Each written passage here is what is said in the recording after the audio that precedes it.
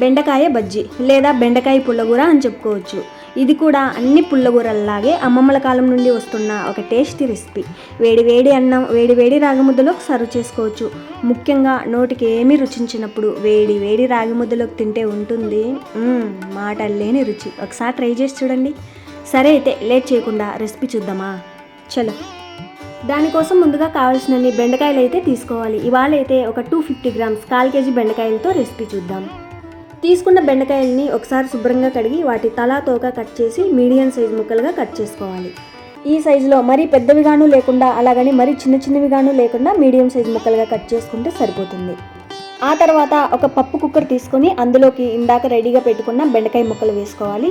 తీసుకున్న బెండకాయలకి సరిపడా 2 medium size టమోటాలను ముక్కలుగా కట్ చేసి వేసుకోవాలి. ఒక మీడియం సైజు ఉల్లిపాయలో సగం ఉల్లిపాయని ఈ విధంగా ముక్కలుగా కట్ చేసి వేసుకోవాలి. ఒక 5-6 దాకా తొక్క తీసిన వెల్లుల్లి రెబ్బలతో పాటు రుచికి సరిపడా పచ్చిమిర్చి.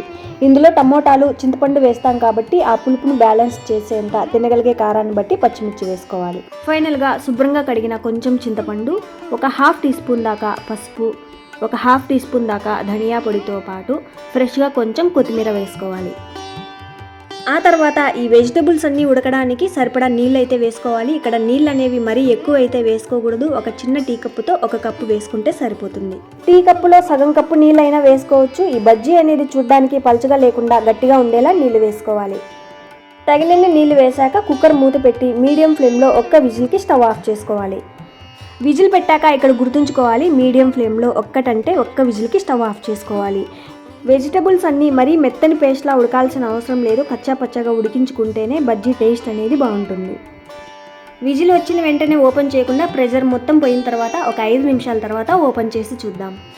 ఇందులో బెండకాయలతో పాటు ఉంటే వంకాయలు కూడా వేసి 2 కలిపి పుల్లగూర చేసుకోవచ్చు. లేదా ఓన్లీ వంకాయలతో అయినా చేసుకోవచ్చు, తోటకూరతో చేసుకోవచ్చు, గోంగూరతో చేసుకోవచ్చు. ఇవేవి లేకున్నా కూడా ఓన్లీ టమోటాలు కొంచెం ఎక్కువ వేసుకొని టమోటా పుల్లగూర చేసుకోవచ్చు. చాలా బాగుంటుంది. ఏ కూరగాయతో చేసుకున్నా లేదా ఆకుకూరతో చేసుకున్నా సేమ్ ఇదే పద్ధతిలో చేసుకోవాలి. ఆ తర్వాత పప్పు గుత్తితో ఈ వెజిటబుల్స్ అన్నిటిని మరీ మెత్తగా కాకుండా అక్కడక్కడ వెజిటబుల్స్ కనిపించేలా మెదుపుకోవాలి. చూడండి, చూడ్డానికి ఈ బెండకాయ బజ్జీ అనేది ఈ విధంగానే ఉండాలి. ఇలా ఉంటేనే టేస్ట్ అనేది బాగుంటుంది. మరీ మెత్తని పేస్ట్లా అయితే ఉండకూడదు. ఆ తర్వాత రుచికి సరిపడా సాల్ట్ కానీ లేదా రాళ్ళ ఉప్పు కానీ వేసుకోవాలి. ఈ సాల్ట్ అనేది ఇక్కడైనా వేసుకోవచ్చు లేదా ఇందాక కుక్కర్లో బెండకాయలతో పాటు అయినా వేసుకోవచ్చు. ఈ స్టేజ్లో ఉప్పు కారం సరి చూసుకోవచ్చు. మొత్తానికి బెండకాయ పుల్లగూర అంటే పుల్లగా ఉండాలి. ఆ పులుపుకు తగ్గట్టు ఉప్పు కారం ఉంటే ఆ బజ్జీ టేస్ట్ అనేది చాలా బాగుంటుంది. ఉప్పు కారం పులుపు సరిపడా ఉండేలా చూసుకోవాలి.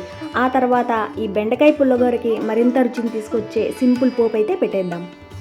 దానికోసం కడాయి హీట్ అయిన తర్వాత పోపుకు సరిపడా ఆయిల్ వేసుకోవాలి. ఒక 3-4 స్పూన్స్ దాకా ఆయిల్ వేసుకున్న తర్వాత ఈ ఆయిల్ హీట్ అయిన తర్వాత 1/2 టీ స్పూన్ దాకా ఆవాలు జీలకర్ర వేసి ఆవాలు మొత్తం ఈ విధంగా చిట్పట్లాడి జీలకర్ర కూడా వేగి మంచి స్మెల్ వస్తుంది.